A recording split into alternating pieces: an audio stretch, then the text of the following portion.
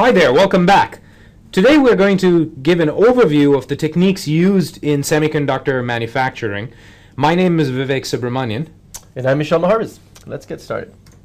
So what we want to do is walk you through a very brief, cartoon-like, in a sense, introduction into the technologies that go into building the type of silicon integrated circuits like your processor and your computer. And what we're going to try to do is start from the very basic idea of a wafer, of the silicon substrate onto which we build integrated circuits, all the way to some basic ideas about packaging. There's no way we can cover the vast array of complex methods used in modern fabrication. We're just going to hit some common themes to give you an appreciation for what goes on. So when we say wafer, we mean the thin slice of semiconductor, usually silicon, if we're talking about commercial digital circuits. It's a thin slice of semiconductor material that's very, very polished on its surface, atomically smooth usually. And so here you see a picture of my friend Velko holding such a wafer. This is a 4-inch wafer, and you can see his face reflected in the mirror smooth surface of it. He's holding it with tweezers, and you can see some other stuff that he's holding with his hand sort of reflected.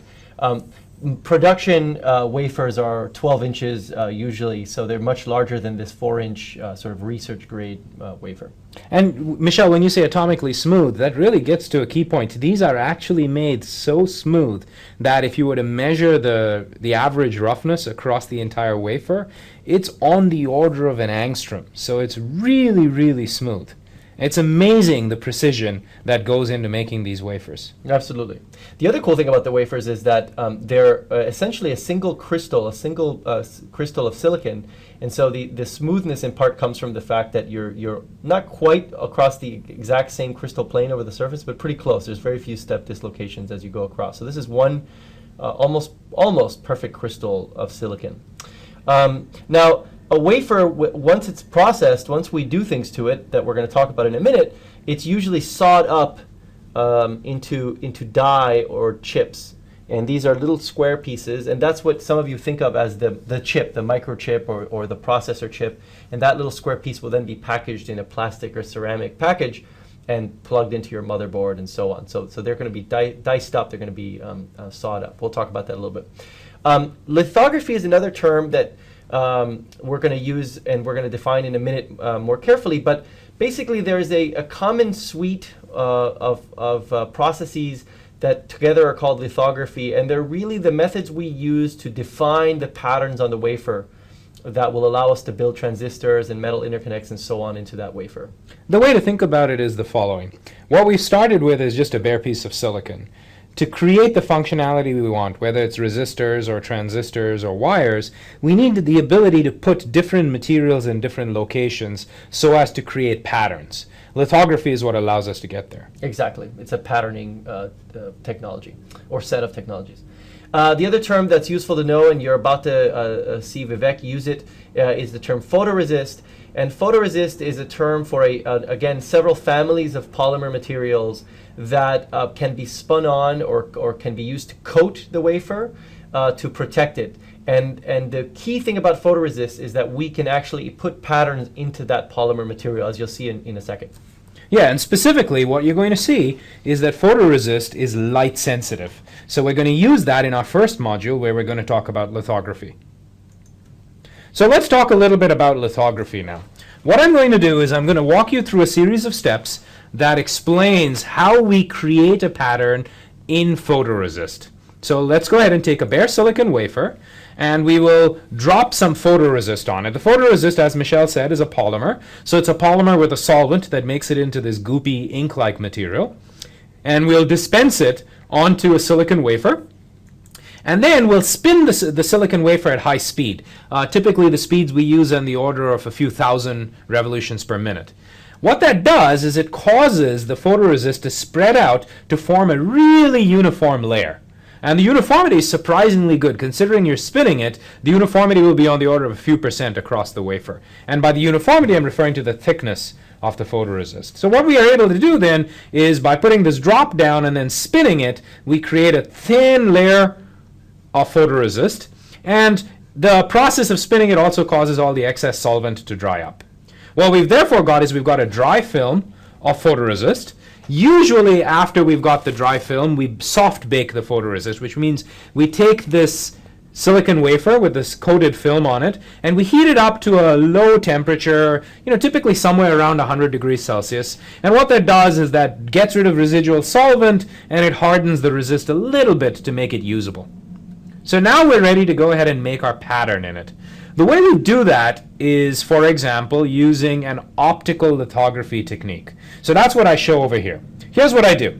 I take a mask, and the mask is typically made of glass or quartz, and it has regions of chrome on it. So you can see I have a picture of a mask over here where I've got black chrome on the right and black chrome on the left, and in the middle I have an opening. And I hold that above the wafer. In a modern system, I'll actually use multiple lenses as well.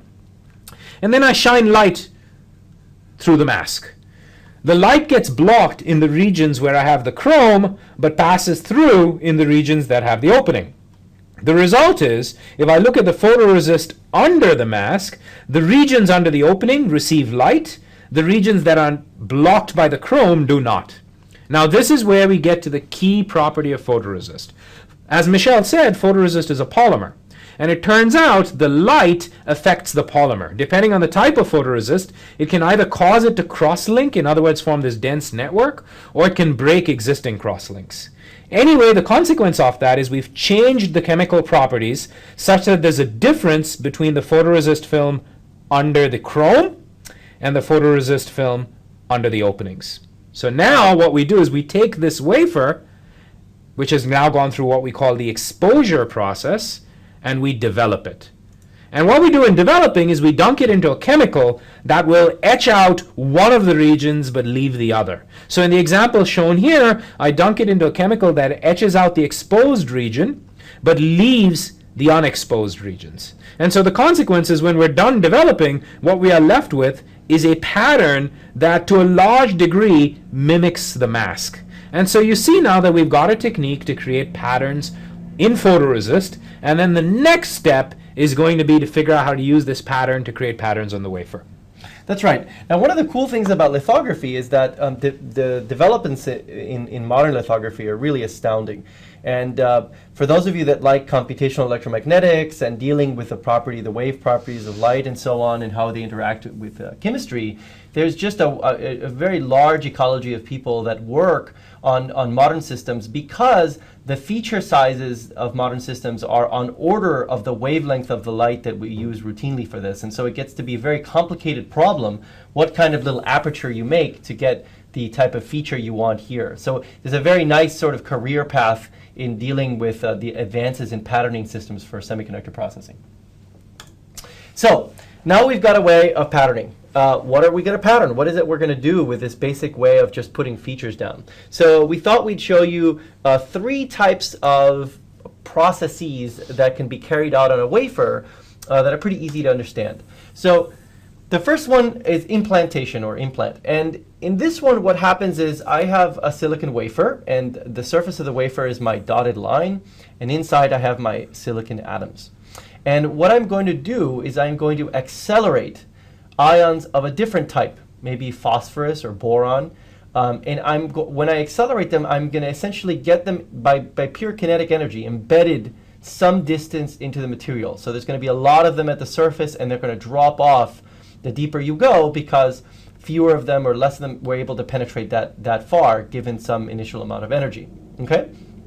Now, you might ask, well, what is this good for? And of course, without getting into the detailed solid-state physics of semiconductors, we can say that the addition of these types of dopants changes the electrical properties of the semiconductor by changing the amount of positive or negative charge carriers, and it allows us to play games with the devices we can build. And we're going to come back to that in a baby way later.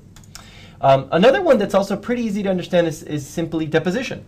So there are multiple ways of getting atoms and molecules to land on the surface of the wafer in an organized or semi-organized way, such that over time they build up a layer. Okay, for example, a very common thing that is done is called physical vapor deposition, where, let's say, a metal like aluminum is heated up somewhere else, hot enough that effectively it evaporates out, and the wafer is placed nearby so that when these evaporated aluminum atoms contact the colder surface of the wafer, they recondense, and over time they build up a layer. And there's a lot of very interesting physics and even metallurgy in the behavior of these very thin films in terms of mechanical properties and electrical properties and chemical properties. Is a very, very deep field. So Michel, if I understand the contrast you're trying to make, implantation is putting stuff below the plane of the wafer, so it's driving it inside, and deposition is building up on top. That's right. That's exactly right. And of course, before moving on, not everything can be deposited and not everything can be implanted. That's where the specialist knows what can be done in terms of what atoms can be put in each, or with each method. And then the last one that's also follows sort of logically from this is etching.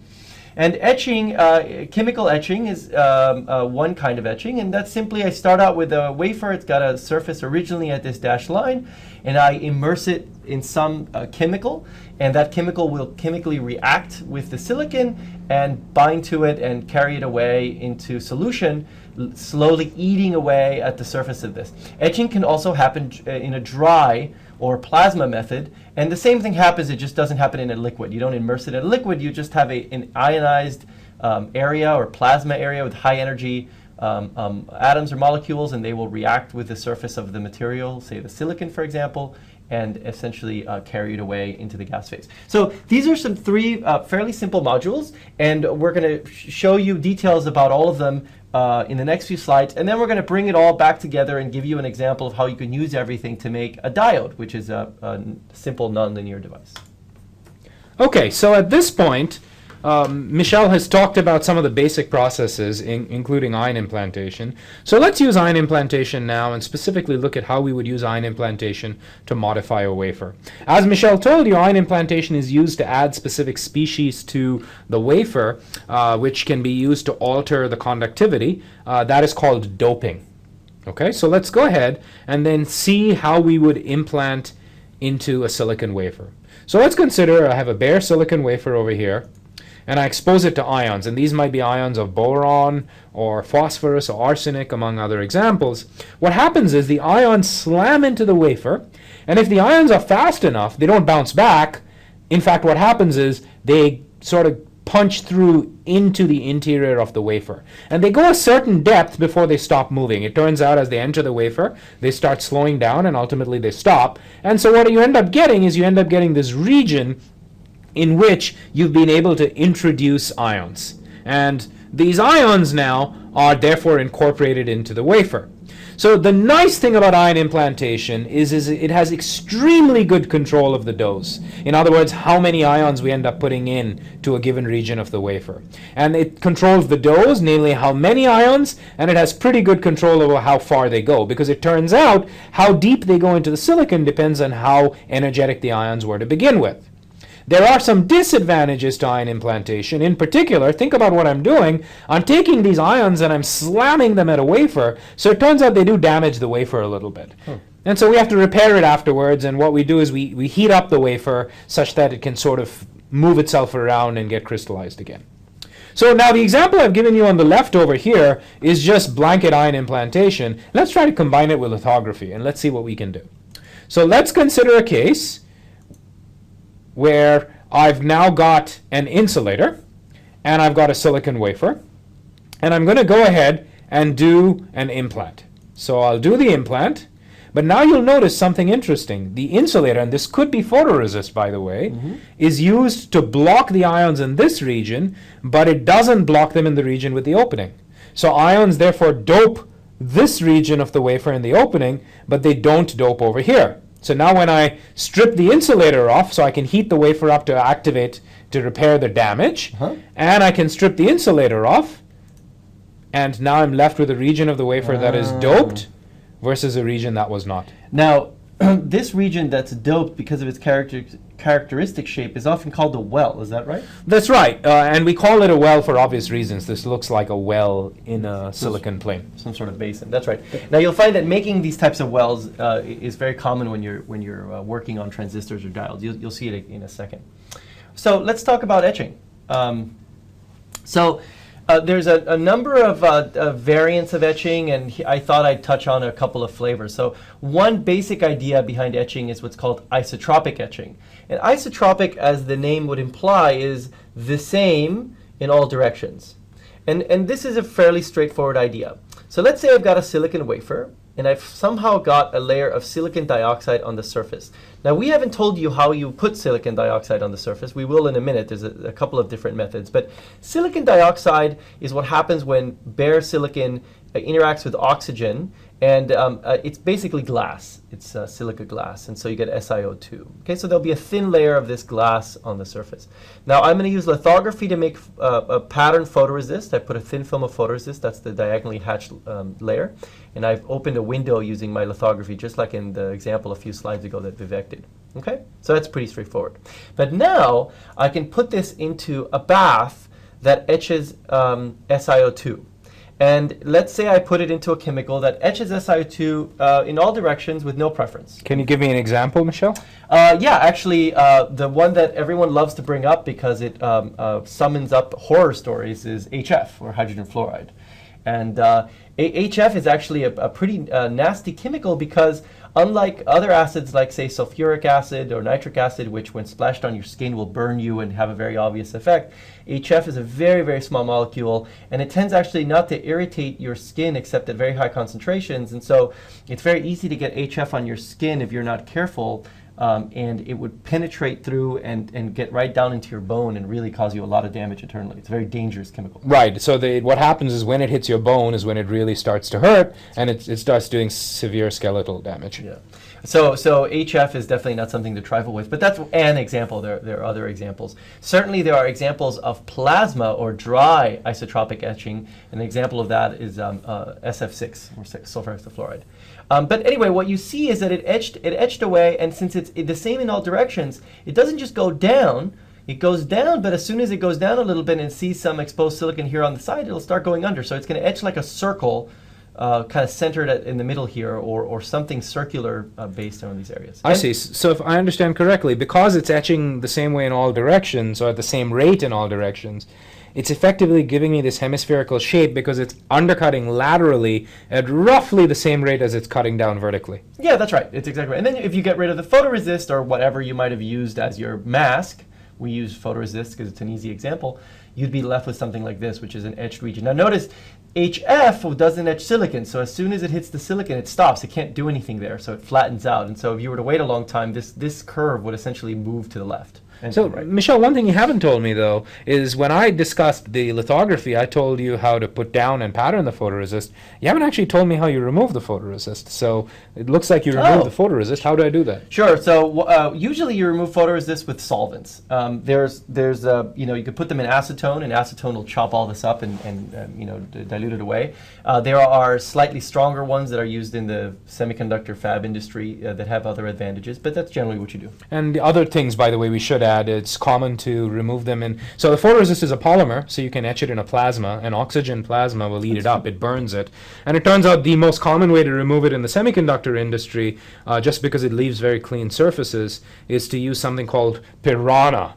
You wanted to bring up Piranha, that's true. I did, and what is Piranha, You just Michel? like talking about Piranha. I do. Besides the fish, what is Piranha? Right, so Piranha, Vivek wants to turn this into a sort of a dangerous lecture. Now, Piranha is basically 5 parts sulfuric acid or thereabouts, and 1 part hydrogen peroxide, and it is a nasty, nasty thing. So the peroxide essentially acts as an oxidizer for the sulfuric acid, and if you throw anything in there that looks like a hydrocarbon, it basically begins to bubble and away it goes. We used to, I shouldn't admit this, but we would take little pieces of Kim wipe napkins and throw them into Piranha, and they instantly fizzle, turn black, and disappear entirely as the Piranha consumes it, which is why it's called Piranha. Does that make you happy, Vivek? There you go. It does. Had to bring up Piranha. All right. Yeah, I'm sure you had fellow graduate students whose research didn't work because you used to sit and throw Chem wipes into Piranha. That's probably true, actually. Okay, so let's look at another one, anisotropic etching. So anisotropic etching, as the name implies, will not be the same in all directions. So that means there's probably going to be some preference, some direction in which the etchant works preferentially. We're going to start with the same example. We've got SiO2 or silicon dioxide, and it's got a mask of photoresist. But this time when I add the etchant, it's not going to eat evenly in all directions. Now we've exaggerated this and picked some magical etchant that only goes straight down, leaving SiO2 completely unetched in the lateral directions. This is unlikely. Even the most anisotropic etchants will undercut slightly, but the point is that in a perfect anisotropic etchant, just like a counter to a perfect isotropic etchant, you won't get any undercut. You're only etching in the down direction, so to speak. You can get pretty close to this using an RIE a plasma system, and there what you're doing is you're essentially building a plasma above the wafer and then accelerating the reactant molecules down onto the surface. And although they certainly react in a chemical way, it's this acceleration that gives them the ability to remove layers more aggressively as you work down, sort of in the direction that the ions are being accelerated, and leave most of the stuff on the sides away. There is quite an interesting industry on how you make very, very anisotropic etchants, but for the moment, this cartoon I think will suffice. And here's an example. We get rid of this, and now you have a very, very straight cut. Okay, fair enough. I think given that we talked about SiO2, I think it's a good place to introduce oxidation. Sounds like a plan. So as Michel indicated, the basic idea associated with the formation of SiO2 is the fact that you can take silicon, expose it to some sort of oxidizing species such as oxygen, and the silicon will react with the oxygen to form SiO2. SiO2 is glass. You are familiar with SiO2 in the form of glass, sand, quartz. They're just different phases of SiO2, so to speak. But the basic idea is we take silicon, we expose it to oxygen, we form SiO2. It turns out it'll also happen if you expose it to high temperature steam. So if I take silicon and I expose it to steam, I can also form SiO2 as well. So I'm sure the chemistry is a little different, but it sounds like it's similar to rusting iron. Yeah, that's right. In fact, that's true. It is. So what happens is we expose the silicon to an oxygen source. The oxygen interacts with the silicon, and it starts forming silicon dioxide. Now, if you think about this, this is kind of interesting. What's happening is the oxygen is actually eating away some of the silicon and consuming it to form SiO2. Oh, that's right, because it grabs an Si and O2, put it together, makes SiO2. Correct. You're left with that, and some of the Si, of course, went into the SiO2. Right. So what happens is the effective remaining thickness of Si gets smaller as the thickness of SiO2 gets larger. There's also a volume increase, right? Because I've taken something that was just silicon and I've added oxygen. So it turns out the amount of SiO2 you grow is thicker than the amount of silicon you consumed. So that's why we call this growing and not depositing, because we're not adding a layer to the top of the wafer. We're literally building or growing a layer out of the wafer. That's exactly right. Okay. And as we continue this process, what you find is the SiO2 will get thicker and thicker, and over time you can grow, SiO2 that is microns thick, depending on what you're doing. So that's the basic idea then behind the oxidation process. And we keep going, and now what we're left with by the time we're done is a nice thick uniform layer of SiO2. One of the really nice things about these oxidation processes is they are determined by your gas concentrations, they are determined by the pressure of the overall system, and they are determined by the temperature, and we can control them extremely well. And I think that's a great point. So there are other methods of putting SiO2 on the surface of a wafer, which I'll touch on one in a minute, or Vivek will. But the important thing is this makes very high quality SiO2. And it's one of the reasons processing is so successful on silicon is that the quality of these insulators is really very good. So, okay, let's look at another method. So now we're experts at oxidation. We thought we'd show you sputtering. So sputtering is pretty neat because it always seemed very violent to me. You have a wafer, and I'd like to put some material on this wafer, let's say gold. And what I'm going to do is I'm going to take a big chunk of the material I want to get on here as a thin film. So I want to get a thin film of gold on here on the surface. I'm going to take a big chunk of that material. I'm going to call it the target. And I'm going to put it some distance away from the substrate, usually, certainly within line of sight, but usually along an axis, right? These things are facing each other along an axis. And then what I'm going to do is I'm going to light a radio frequency plasma that constantly slams argon ions into this target at fairly high energy. And when that happens, as this does that, it's going to dislodge atoms of the target material. It's called sputtering off. And these atoms, in this case gold for my example, will come down and find this substrate and run into it at reasonably high energies, and not high enough to dope, but high enough that they'll smack and then wander around a little bit on the surface, but then they'll cool off, and over time you'll grow a thin film of this material. So in this case, I'm going to grow a thin film of sputtered gold onto my wafer. Easy enough? Yeah, it's worth pointing out, by the way, that techniques like this are actually used to make the metallized linings of potato chip bags. I didn't know that. So potato chip bags are sputtered on the inside? Some of them are sputtered, some are evaporated, but yes. Oh, that's really cool. The metallization is actually done that way. I didn't know that. So sputtering is not that expensive. Okay, so that's one technique for deposition we've talked about. Let's talk about another. So let's talk about chemical vapor deposition, also called CVD. So here the idea is, rather than using a target that we then sputter, let's just bring in the source material in the form of a gas. So here I've got a tube, and I've just put in a bunch of silicon wafers on which I'm trying to deposit a material.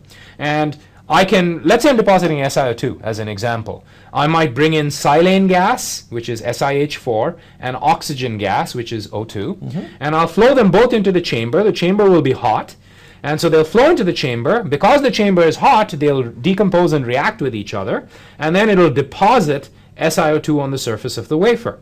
And if I design the chamber right, it'll be pretty uniform across the entire depth. And what I should get is I'll deposit SiO2, and all the residue, which in the silane oxygen example is just a combination of moisture and hydrogen, will come out of the chamber. And so what this allows us to do then is it allows us to deposit as opposed to grow. And so we can deposit films, the uniformity can be pretty good, and we can put 100 wafers into this chamber at a time and deposit them all. So this is called chemical vapor deposition, therefore, for obvious reasons. It's based on a vapor process, and it's based on chemistry that achieves this deposition. So what determines the methodology behind this? Well, it's affected by the pressure. It's affected by the temperature. The higher the temperature, typically the higher the deposition rate. Similarly, generally, as you increase the pressure, the higher the deposition rate. And the gas flow. And the gas flow is kind of a useful knob, because not only does the gas flow affect the deposition, but we can use it to change the chemistry or the stoichiometry. So let's say I'm flowing silane and germane, two gases, SiH4 and GeH4. By changing the ratios of SiH4 and GeH4, what I deposit might be silicon, it might be germanium, or it might be silicon germanium, where by changing the gas flows, I can control what actually is deposited. So the key here is that you've got the reactants, and they're going to become products on the surface of the wafer. And just like any chemical reaction, you can control the parameters by controlling pressure, temperature, flow, and so on, just like in chemistry. That's right, except we're doing it on the surface of a silicon wafer. How big how many wafers can you do at a time in one of these tubes? Well, it depends on the tube. So it turns out in some modern tube systems, you'll see as many as 200 wafers. Wow. But there is a trade-off. We actually kind of done a fairly realistic picture here. You see how there's more looks like more reactant species in the front than there are at the rear. Sure. That's actually true. That really does happen, especially if you do it like this, where you inject from one side and exhaust from the other. You're just eating up all the stuff by the time you get to the end. If you were to do it this way, the last few wafers probably wouldn't look the same as the first few. Right, so you'll have non-uniformity across your system. So there tends to be limits to how many wafers you can stick in. Okay, so having talked about this, now let's go into let's look at a slightly more realistic reactor. What we're going to do is, as you see, we grow this layer. Let's look at that in a real reactor. Michelle, maybe you can walk through a so-called LPCVD system. Sure. So this is really identical almost to what we showed you in the slide before. We just thought we'd show you the different components and emphasize the sort of LP part of this. So here you have a tube. This is very similar to the enclosure we showed you before. And on this tube will be something called a boat, and you will load your wafers standing up and down on this boat, as Vivek said. And we have a gas control system, and here are our source gases. We will have mass flow controllers, or essentially little devices that can control exactly how much volume of material, of gas, blows through per unit time. So that's what's used to set the ratios? Yeah, the ratios and the rate of flow, both. And so you will bring these in, mix them up, and that will be pumped into the system. And as we showed you before, you'll basically get the exhaust moves through some sort of trap to catch anything you don't really want going into the pump, and then you basically have this thing that can pump out. Now here's the key. In many cases, we want to have this reaction happen at pressures lower than 1 atmosphere. And so what we do is we lower the overall pressure in here while changing these flows so that effectively the partial pressure or the fraction of each type of gas in here is also controlled. So it's worth pointing out why we do that. The reason we run at low pressures, it's really two things. One is it turns out if you run at low pressures, all the reactions slow down, so it's easier to get uniformity.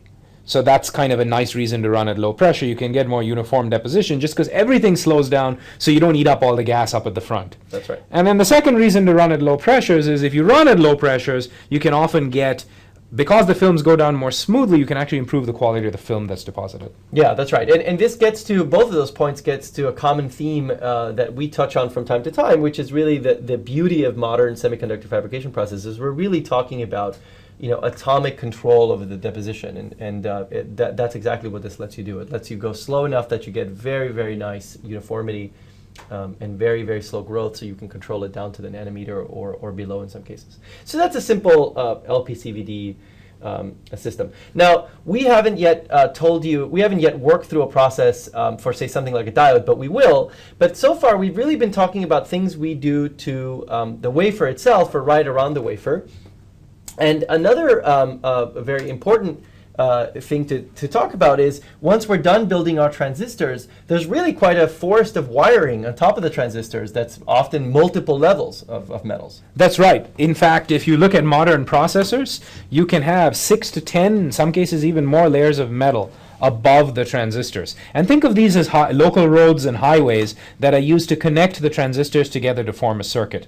You'll remember previously we talked about devices versus circuits versus systems. Well, what allows devices to become circuits is the interconnects, right, which we then use. And the interconnects are all formed using the same deposition and etching techniques that we've been discussing already. It's just now these are done to create layers of metal. So this picture over here is kind of an interesting picture. This picture is a so-called scanning electron micrograph, which is a very high resolution microscope that allows us to take a picture of the wafer. And what they did was, in this particular example, they created all the metallization using a series of deposition and patterning steps where we had SiO2 and metal deposited and etched and deposited and etched and deposited and etched to create these shapes. And then once they were done, they etched out all the SiO2 so you could see what it looked like underneath. And that part's not normally done.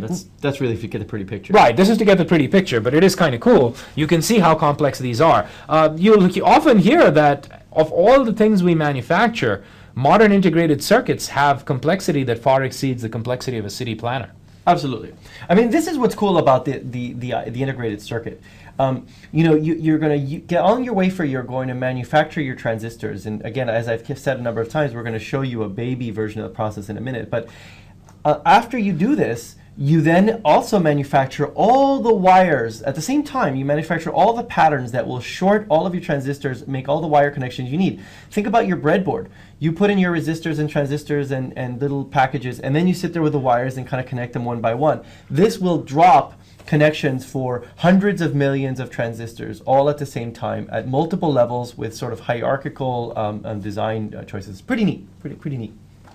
So once this is all done, once we make our chips, there's another whole industrial commercial ecology in how you test them. And we're not going to touch on all of these one by one. It would take longer than we'd like to devote to this. But what I did want to point out is that there's a number of companies, ForFactor happens to be one of them, and this just shows some equipment they use, that perform a variety of tests, both on the die, on the wafer, and on the die. And then after the die are packaged, and we're going to talk about packaging in a minute, they perform tests on the packaged devices. And all sorts of tests to go on and final adjustments. It's a really, really pretty interesting ecology of businesses that do this kind of stuff.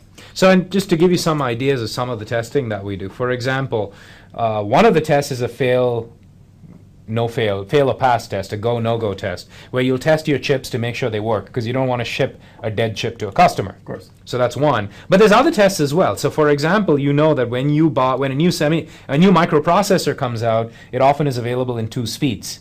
And those are often the identical processor. It's just the company in question is selling them at 2 different speeds. What they do is they test them, and they figure out, well, this particular chip can run at a higher frequency than the other one, so I'm going to sell them at 2 different speeds and for different costs. So what you're saying is that slight process variations will produce a whole sort of normal distribution of performance, and some of these companies will bin them. And is that why when I go to, say, Newegg, I see that similar processors are have slightly different prices? Is that why that happens? That's right. It is. That's pretty cool. The other thing I wanted to point out about this is what's really neat for those of you that like very high-end design is the testing instrumentation for the next generation of machines has to, of course, be somewhat faster than the thing you're testing. And so you're pushing the envelope when you're working on all the test hardware. Yeah, and think about this. Take a modern microprocessor. It has a billion transistors and executes hundreds of instructions.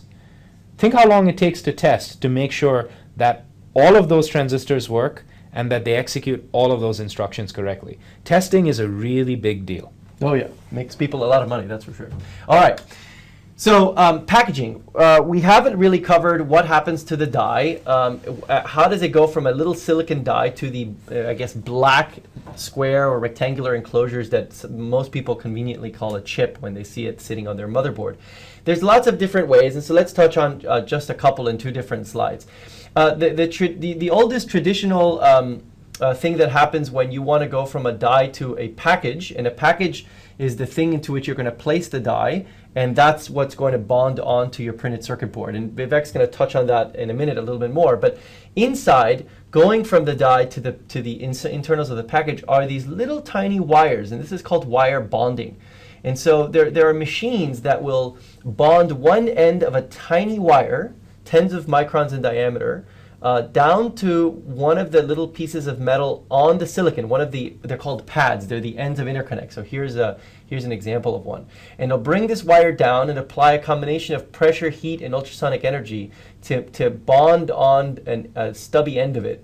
And then it'll guide the remainder of the wire in a loop, sometimes a very tight loop. You see multiple pictures. Each of these little lines here and here and here, and then down here you see all of these lines. These are all little wires. They go from one end, and then it brings it down to where on the package you want to bond the other end, and it'll perform a similar function and then break it off. And these are blindingly fast.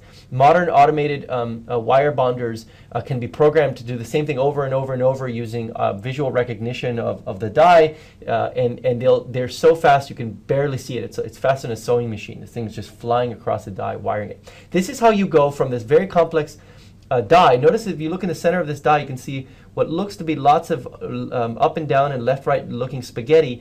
That's all the interconnect. That's the sort of what it looks like in white light, all the metal interconnect. And this is the very complex digital circuit. And then at the periphery you have these pads that then talk to the outside world or the package. Now what does the package look like? Well, it looks like a lot of different things. That's right. So the package is actually the outer surrounding on the chip, and it encapsulates the chip itself as well as the various package interconnections that we talked about before. So Michelle already pointed out that there can be wire bonds on the inside that go from the chip to the outer substrate. There are other types of packages that exist as well. So for example, this is a ball grid array where rather than using wire bond, the chip is actually flipped over and little balls of solder are placed between the chip and the substrate to make connections. Then the whole thing is put inside some sort of protective case, typically some sort of epoxy or black plastic, and that's what we buy when we buy chips. And what has that given us, all said and done? It's taken the die and it's given us a way that we can now have a mechanically robust system that we can then attach to a printed circuit board. And so that's basically what packaging is. Yeah, and there's lots of different flavors, and you can learn about them, as your interest dictates. Okay, so having done that, I think it's now time to put this all together and let's work through an example. And the example we're going to work through is a very simple device fabrication process. So we'll walk step by step together, and I'm going to start by taking a silicon wafer, and PSI just means a p-type silicon wafer. Don't worry about what that means if you don't know, but it's basically a bare silicon wafer, and we're going to go ahead and start to make a device in that. So the first step I'm going to do, step one, is I'm going to oxidize this wafer. So I'm going to take this wafer, I'm going to stick it into oxygen or steam to grow oxide. You'll notice, Michelle, that there's oxide on both sides. Oh yeah, that's right, and we didn't emphasize that in the previous slide. So anywhere that the wafer, any part of the exposed wafer that sees steam or if it was dry oxygen, but steam is going to oxidize. So it doesn't matter if we don't really care about the backside, as long as there's silicon exposed, it'll oxidize. And we haven't really drawn this part here, but this would oxidize too. It's just where we're sort of saying we're looking at a region of the wafer, just a chunk of it. If we were to extend this all out and say, well, this was the actual end of the wafer, then that would have oxidized too. Any exposed silicon oxidizes. Okay? So now we're going to do a lithography step. Spin photoresist, and we're going to place our mask with our chrome regions that are going to block light. We're going to shine UV onto that photoresist, and we're going to then, after we expose it, we're going to leave behind a little bit of photoresist that's not there. Okay, we're going to follow all of the lithographic steps of that previous slide. So we're going to be left with photoresist here and here. Okay, and get rid of the mask. And then what we're going to do is use that photoresist as a protectant for etching away the silicon. Remember, we covered the silicon dioxide. Remember, we covered that in another slide. The photoresist will protect all the regions we don't want etched of silicon dioxide, but wherever we exposed and the photoresist was removed in this region, that area will get etched in the etchant. And so we'll be left with silicon dioxide everywhere but that little window. So looking at this, it looks like you performed anisotropic etching here, and I'm saying that because these lines appear to be pretty straight. Yeah, that's okay to assume that for this example. Okay, all right, great. So now we've gone through a lithography and etch step. Let's go ahead and proceed to use this oxide window. In other words, I've got an opening in the oxide to act as a mask for implantation. So I'll perform arsenic implantation, and I will implant arsenic, and I'll count on the fact that the SiO2 is thick enough to block the arsenic from getting into the wafer in the regions where the SiO2 is present. So what's going to happen is I will implant arsenic, and arsenic turns out to be an N-type dopant. So it's going to create some N-type material in the silicon wafer right around the opening. When I heat it up, the arsenic will spread a little bit. So besides the damage being repaired, there'll also be a little bit of spreading. And so what I end up getting is a little bit of encroachment of the N-type region under the window. That's clever. So basically, the silicon dioxide is used essentially as a window or a stencil for how you dope it. That's cool. Right. That's right. So what we've done now is we've essentially created a localized N-type region in a P-type wafer. And now, maybe, Michelle, you can talk about the next step, which is putting down the metal. Yeah, so that part's pretty easy. What we're going to do is we're going to take our wafer that's right here. This is just a section of it, but here's the wafer. We're going to put it into that sputtering system we described to you. In this case, we're going to sputter aluminum. So we're going to accelerate argon into the aluminum target. The aluminum atoms are going to blow off the target, and they will redeposit onto this wafer, and they'll just do it everywhere. So you'll notice it'll make a thin film, which will follow the topography of the underlying wafer, and wherever there's a step, of course, it's not going to go perfectly. It's just going to sort of follow it in a smooth, sort of continuous way. Now, once we've got the aluminum there, we don't want aluminum everywhere. This isn't the inside of a potato chip bag. So what we're going to want to do is add patterns to the aluminum. We're going to want to remove aluminum where we don't want it. So all we're going to do is do another lithography step. Here we've got resist and a mask through which we're going to apply UV. Okay? So want to take it from there? Sure. So because we used that mask, we were able to get photoresist in the regions we wanted. We can then etch the metal, just like we etched the SiO2 earlier. And so what we're left with is a patterned metal. So in other words, we're now able to make a contact to the device right where we need it. And then after that, we can deposit a layer of silicon nitride as an example, which would be deposited by chemical vapor deposition to cover the entire thing. And that's an insulator, right? That silicon nitride is an insulator, and it turns out it's also a very mechanically robust insulator. So we use it to protect the device. Ah, okay. So it forms a protective cap layer. But now, of course, the problem is, as I've done it right here, it's covering the entire device. I don't really have access to the device anymore. So what I then do is I perform another lithography step to open up a window, and that creates this little pad. And of course, what do you think I do with this pad over here, Michelle? My guess is you're going to wire bond to it. That's right. So what I'm going to do is I'm going to use this for putting into a package. But now there's an important step.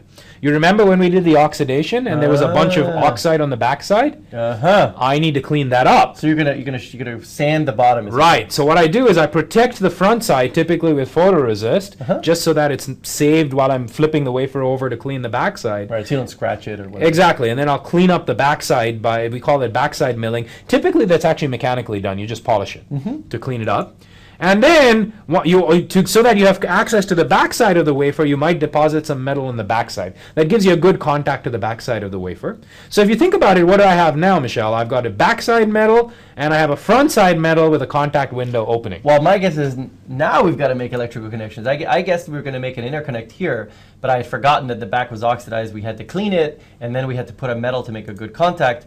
So there we go. So now what I'm going to do is take this chip that's completed, I lay it onto a printed circuit board with a metallized pad on the bottom, and then I run a wire bond from the top to the bottom, and now I have my two contacts. Here are my two leads, and I have a diode. Now, there's lots of cool things about this. I mean, this is a very simple process. We didn't use it to make a transistor. We used it to make a simple diode. But notice how using the aluminum etchant, we could basically draw a wire wherever we wanted to. Now imagine that after we cut this window, instead of wire bonding, we added another metal layer and etched that one, and then added more nitride and cut a window, and then another metal layer. You could build up a whole series of floors, essentially, of wiring that crisscrosses each other, as in that SEM. But the net effect is, if you can follow the description we just gave you, you pretty much know how to build a simple diode. This could be a light-emitting diode or a rectifying diode. It could be all sorts of things. That's right. And in fact, going a step further, you take these steps and you multiply by several tens or a couple of hundreds, and you end up with the processes that are used to make modern microprocessors.